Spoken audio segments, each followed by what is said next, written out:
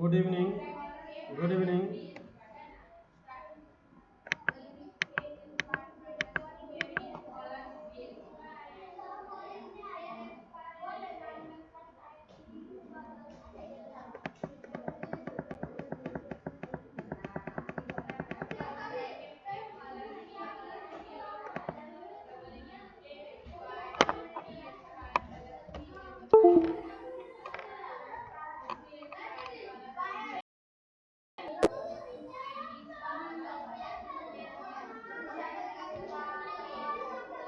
कम हल्ला करो ना।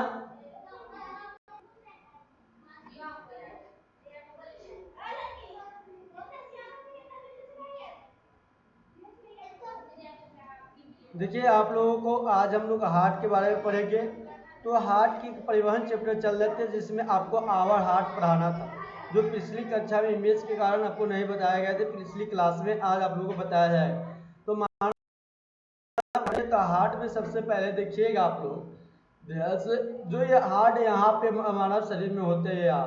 अब ये हार्ट अंदर होती है तो इस तरह से आप लोगों को यहाँ पे दिखाए, लेकिन होता कैसा है पूरा आपको अंदर की पार्ट तक दिखाया जाएंगे। तो हम लोग चलिए सबसे पहले हार्ट, आप लोग ऐसे भी हार्ट को देख सकते हैं, इस टाइप से होते हैं हार्ट। या आप लोग तो समझिए, सबसे पहले हम लोग क्या समझेंगे यहाँ पे, या इस तरह से भी देख सकते हैं, इस तरह से भी रहते हैं। तो इसी तरह से मानव का हृदय जो हार्ट होता है, मानव का अंदर बहुत सारे पार्ट होते हैं, इसमें सभी का काम होता है। तो हृदय की कार्य प्रणाली के बारे में आज हम लोग जानेंगे कि एक मांसल संरचना की तरह होती है ये जो होती है आपका, और हृदय के हमारे हृदय के कार्य प्रणाली के बारे में जानेंगे। तो जानिए क्या हृदय एक पंप की तरह कार्य करता है। जो हृदय होता है आपका एक पंप की तरह कार्य करता है। ये पेशी से सुकूर का, और जो पेशी से सुकर कर आपको क्या करता है, रक्त को बाहर भेजता है। रक्त को कहाँ भेजता है, बाहर भेजती है। और संकोचित होकर रक्त को अपने अंदर खींचती है।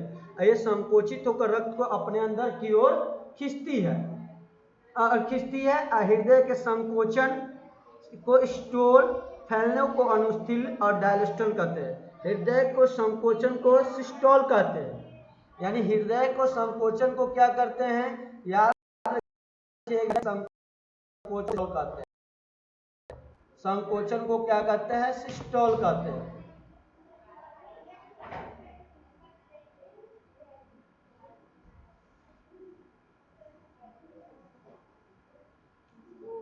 सिस्टोल कहते हैं।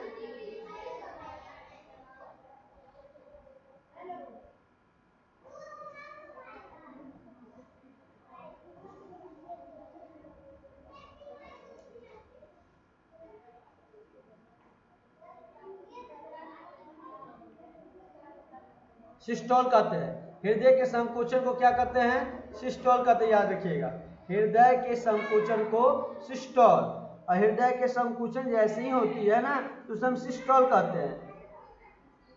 हृदय के संकोचन को सिस्टोल कहते हैं। फैलना को क्या कहते हैं, फैलना को हम लोग याद किए संकोचन। हृदय का संकोचन, हृदय का के संकोचन को सिस्टोल कहते हैं।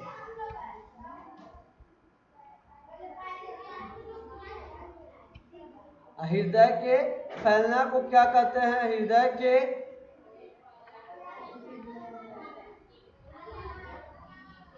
फैलने को हम लोग अनुस्थल या अनुस्थल को डायस्टोल कहते हैं। डायस्टोल, सिस्टोल,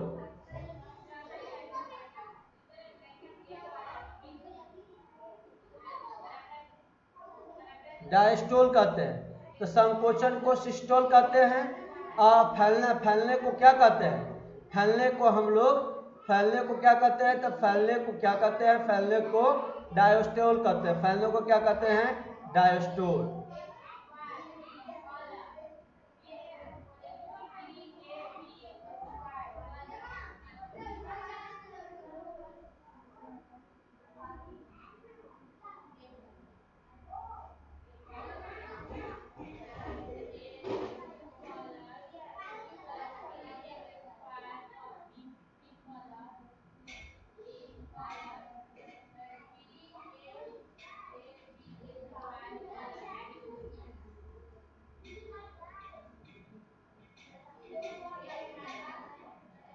याद किए, हृदय के फैलने को डायस्टोल और संकुचन को सिस्टोल कहते हैं। अब इसके बाद समझिएगा कि हृदय के बाएं अलिंद का संबंध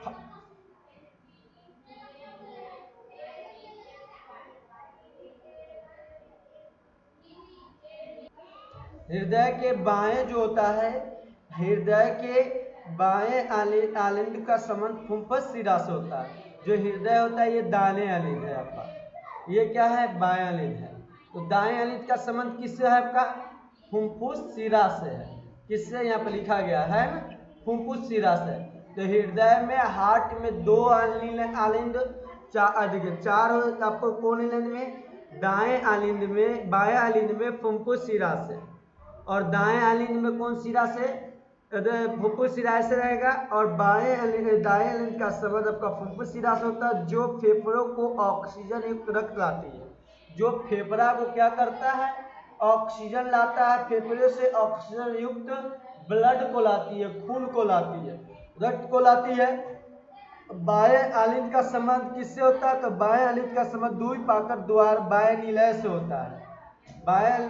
अब देखिए, बाएं आलिंद का संबंध किससे, बाएं निलय से होता है। यहाँ पे है ना बाएं निलय, नीचे से दुई कापट कहते हैं, दुई कापट द्वार होता है, और दो कापट द्वार से होता है। अतः बाएं आलिंद को, जो बाएं आलिंद होते हैं आपका, ये क्या करता है, बाएं आलिंद आपका ऑक्सीजन युक्त,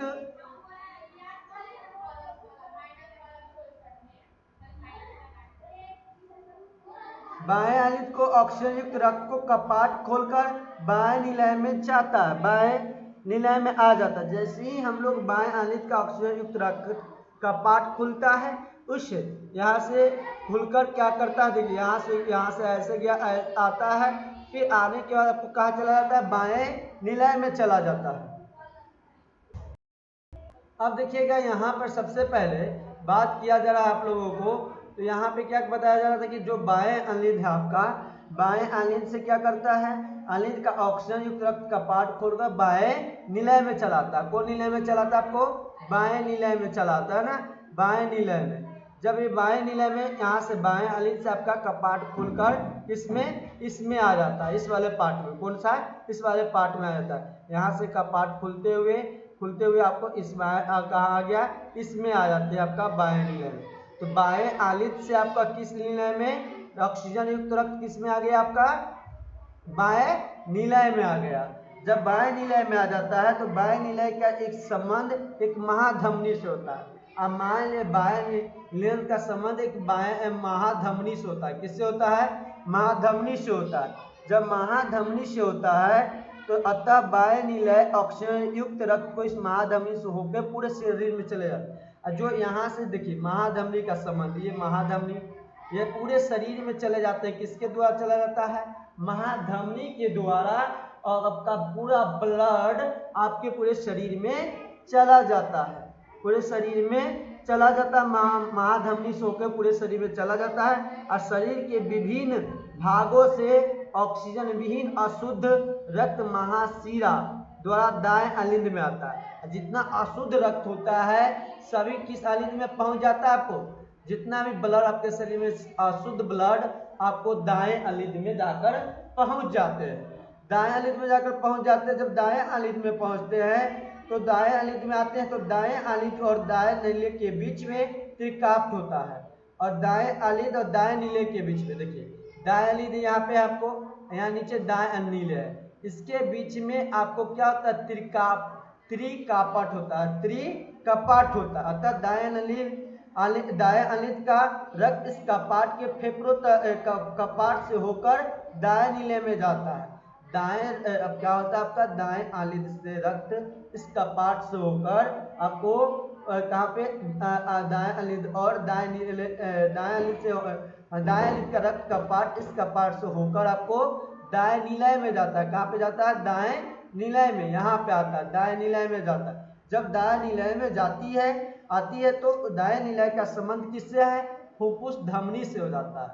इसका संबंध आपको किससे होता है, तो फुफ्फुस धमनी से होता है। दाएं आलिंद का संबंध आपका किससे हो गया, फुफ्फुस धमनी से हो गया। यहाँ से देखिए फुफ्फुस धमनी है ना, इस वाले पार्ट से हो जाता है फुफ्फुस धमनी, इस वाले पार्ट से। देखिए यहाँ से ये वाला पार्ट आपका यहाँ ऐसे गया, ऐसे एगो पार्ट गया, एगो पार्ट आपको ऐसे गया के यहाँ से गया है ना, इस संबंध से हो जाता है फुफ्फुस धमनी से हो जाता है आपका।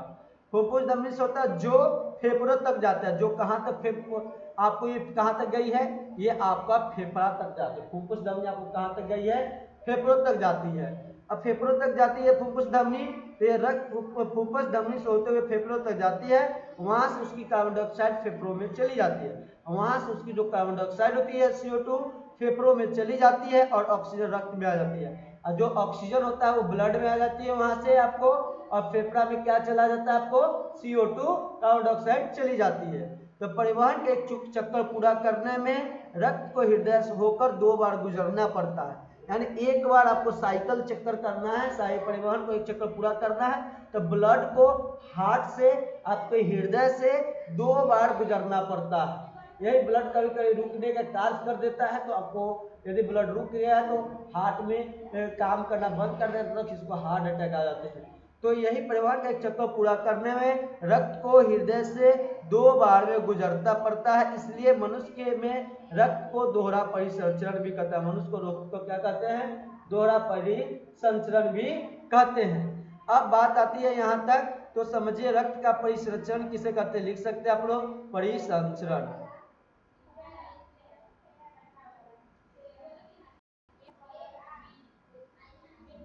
परिसंचरण तो परिवहन का एक चक्कर, परिवहन का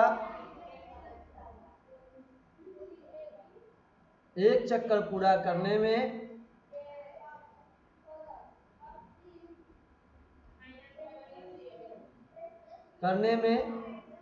रक्त का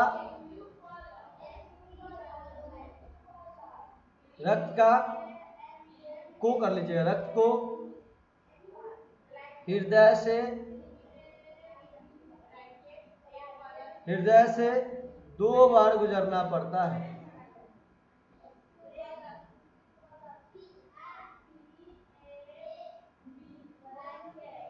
गुजरना पड़ता है।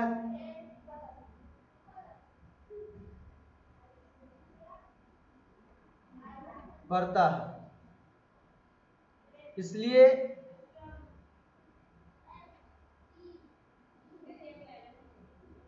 मनुष्य में रक्त परिसंचरण में दोहरा परिसंचरण भी कहलाता है, दोहरा परिसंचरण कहलाता है, परिसंचरण कहते हैं, परिसंचरण कहते हैं।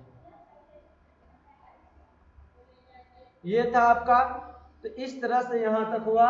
अब देखिए बात ध्यान रखिएगा, एक एक बात को आप लोग ध्यान रखिएगा कि हम लोग, तो यहाँ पे दोहरा परिसंचरण कहते हैं, दोहरा परिसंचरण अब समझिएगा परिसंचरण किसे कहते हैं, तो दोहरा परिसंचरण कहते हैं।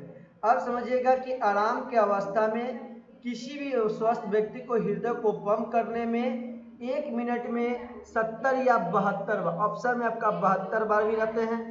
पंप करने की गति कितना बार होता है, तो 72 बार प्रति मिनट होती है। 70 बार, कहीं पे आपको 72 बार भी रहेगी, तो इस बात को ध्यान रखिएगा। 70 रहेंगे तो 72 नहीं, 72 रहेंगे तो 70 नहीं।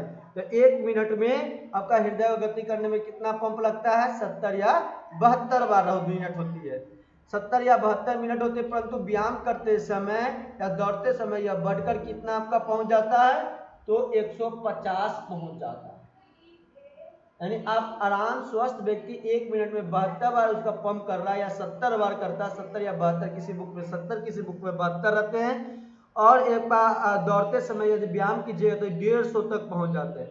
हमारे हृदय के बाएं और दाएं भाग में बटा होता है, ये हमारा जो हृदय होता है उसके दाएं भाग में और बाएं भाग में बटा होता है। इसके विभाजन से मनुष्य तथा पक्षी को बहुत लाभ होता है। इसके विभाजन जो कर दिया गया है, एक दायां भाग में एक बायां भाग में, इससे मनुष्य के क्या होता है, बहुत ही लाभ होता है। इससे दस्तापूर्वक ऑक्सीजन की आपूर्ति होती है, इससे दस्तापूर्वक क्या होती है, ऑक्सीजन की आपूर्ति होती है, ऑक्सीजन की आपूर्ति होती है। पक्षियों के लिए भी यह महत्वपूर्ण है, क्योंकि शरीर के ताप विनिमय के लिए नियंत्रण और ऊर्जा की आवश्यकता होती रहती है।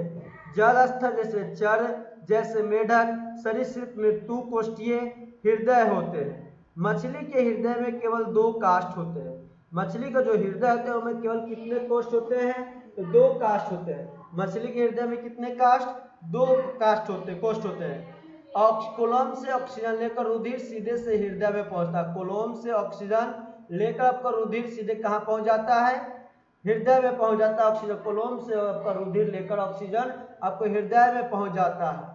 इस प्रकार जंतुओं को एकहारा परिसंचरण कहते हैं। अब हम लोग समझेंगे ब्लड प्रेशर के बारे में। किसके बारे में? ब्लड प्रेशर के बारे में, रक्तदाब के बारे में, ब्लड प्रेशर के बारे में। तो रक्तदाब और ब्लड प्रेशर के बारे में समझिएगा। रक्तदाब और ब्लड प्रेशर, तो रक्त वाहिनियों का प्रवाह रक्त के दबाव के साथ होता है। रक्त में जो वाहिनी में रक्त का प्रवाह है दबाव के साथ होता है, ताकि शरीर के सभी अंगों तक पहुंच सके। तभी आपको शरीर के सभी अंगों तक पहुंच सके और पहुंच सके कोशिका से होकर रक्त को प्रवाहित करने के लिए दाब की बहुत जरूरत होती है। और कोशिका से होकर, सेल से होकर ब्लड को जाने के लिए, प्रवाहित करने के लिए दाब की बहुत जरूरत होती है। रक्त या दबाव रक्त के हृदय संकोचन को अनुस्थिति से उत्पन्न होता है।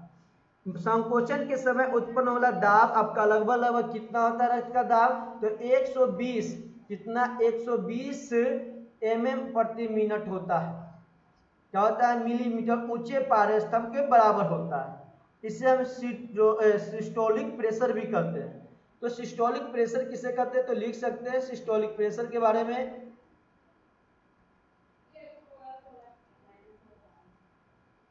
सिस्टोलिक प्रेशर,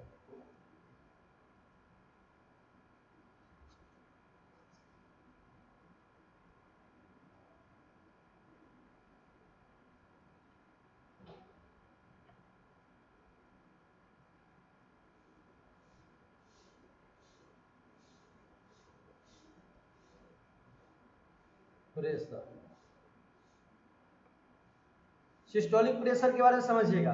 तो यहां पे क्या होगा? संकुचन के समय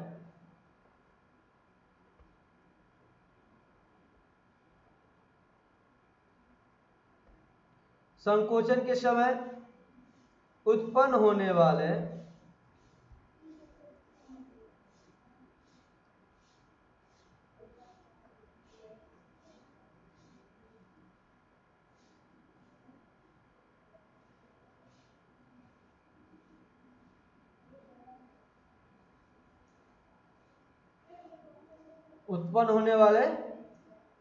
वाले दाब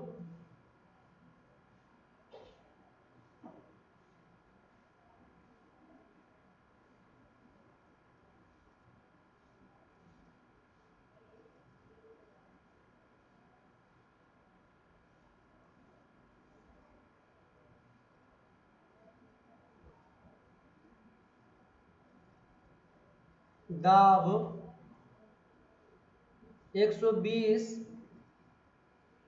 मिली ऊंचे पारे के स्तंभ को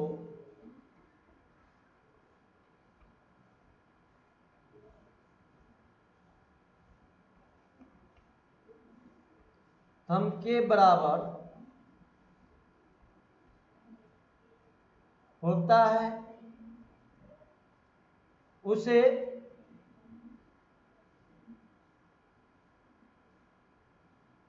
इसे लिख दीजिए, इसे सिस्टोलिक प्रेशर कहते हैं।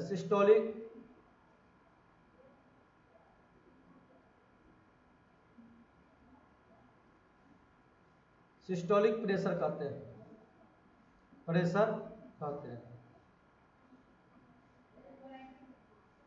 प्रेशर भी कहते हैं। अब इसके बाद समझिएगा, जबकि इसे अनुस्थिल के समय जबकि निलय में आलिंद का रक्त पहुंच रहा होता तो रक्तदाब 180 मिली पर स्तंभ के बराबर होता है। तो जब 180 मिली के बराबर स्तंभ होता है तो आपको 120 बच्चे, जब देखिए 80 120 में से यदि किसी को 120 हो गया टोटल, जिसमें किसके बराबर होना चाहिए? 80 और 120 है किसी का ब्लड प्रेशर था तो क्या होता है उसका सही ब्लड प्रेशर है, न उसका हाई है न बीपी लो है। लोग कहते किसी का बीपी लो, इससे कम हो गया तो बीपी लो, इससे अधिक हो गया 80/120 से अधिक हो गया तो क्या हो जाता है इसका हाई हो जाता है, ठीक ना। तो इस तरह से होते हैं, तो हम लोग इससे आगे समझते हैं। आगे देखिएगा,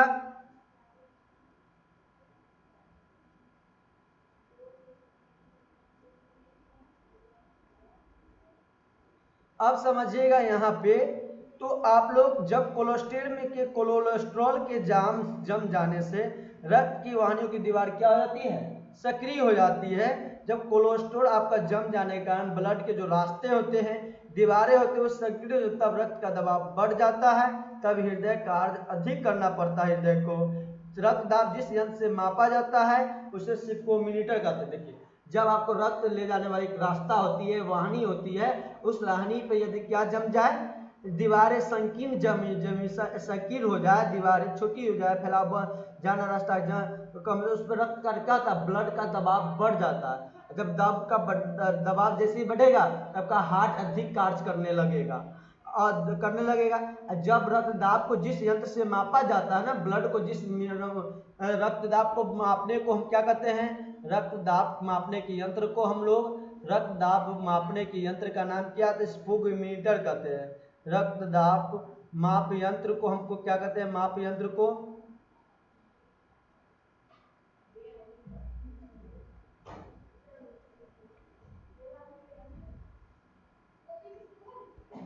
यंत्र को हम लोग कहते हैं सिफुगोमीटर, सिफुगोमोनोमीटर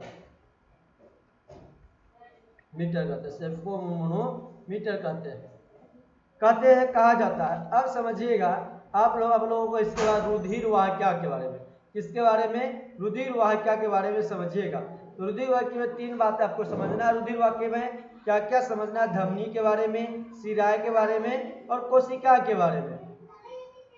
तो रुधिर वाहिका के बारे में जानिए, तो ब्लड वेसल्स के बारे में जानेंगे हम लोग, रुधिर वाहिका के बारे में। तो सबसे पहले समझिएगा 3 बात को, इसमें कौन कौन सा बात हम जानते हैं कि हमारे शरीर में रुधिर एक बंद परिसंचरण तंत्र में बहता है। रुधिर जो ब्लड बहता है एक रुधिर बंद परिसंचरण तंत्र में बहता है, और रुधिर का प्रवाह धमनियों, शिराओं तथा कोशिका के माध्यम से होता है। जो ब्लड का प्रवाह है हमें किस माध्यम से, धमनी के माध्यम से, शिरा के माध्यम से और कोशिकाओं के माध्यम से होता है। इनके विवरण तथा कार्य इस प्रकार है, इनका विवरण जो है कार्य इस प्रकार है। तो समझिएगा, सबसे पहले हम लोग धमनिया के बारे में समझेंगे। तो किन किन बात से, तो 3 प्रकार से होते हैं। इसका पहला किससे होता है, तो धमनी से। सेकेंड बात आपको क्या याद रखना है, सेकेंड बात आपको याद रखना है क्या, किससे होता है, शिराएं से होते हैं। किससे होता है, शिराएं से। थर्ड बात क्या याद रखना है, थर्ड बात आपको याद रखना है कोशिकाएं। इस तीनों के बारे में हम लोग पढ़ेंगे, कोशिकाएं। तो तीनों के बारे में पढ़ते हैं, चलिए एक एक करके सारे तीनों के बारे में पढ़ते। तो पहला आप लोग समझिएगा यहाँ पे धमनियाएं के बारे में।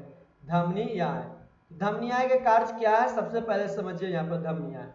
तो धमनी के बारे में समझिएगा कि ये मोटी पेशीय लचीले रक्त वाहिनियां हैं जो रक्त को शुद्ध रक्त को दूर हृदय से दूर शरीर के विभिन्न अंगों में ले जाती है। इसे ऑक्सीजन युक्त रक्त को शुद्ध रक्त कहा जाता है। इन वाहिनियों में रक्त का प्रवाह तेजियों से होती है और ये गहराई अंगों के गहराइयों तक में होती है। तो धमनी के बारे में पूछे तो आप लोग क्या लिखिएगा धमनिया के बारे में, ये मोटी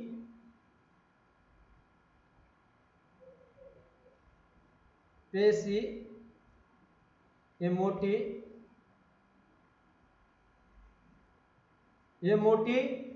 पेशीय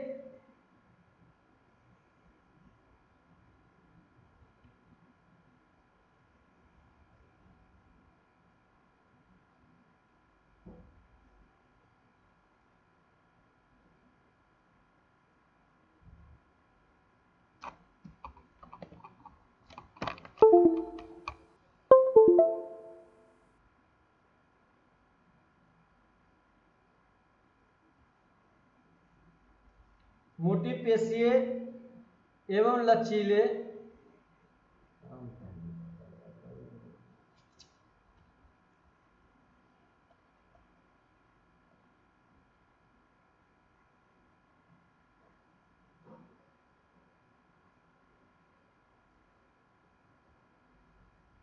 धमनियाएं के बारे में देखिएगा, तो ये क्या हो जाएंगे, ये मोटी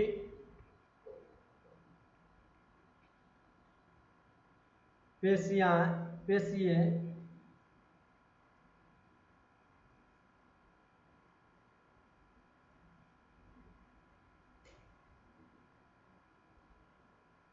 एवं लचीली रक्त वाहिनियाँ है।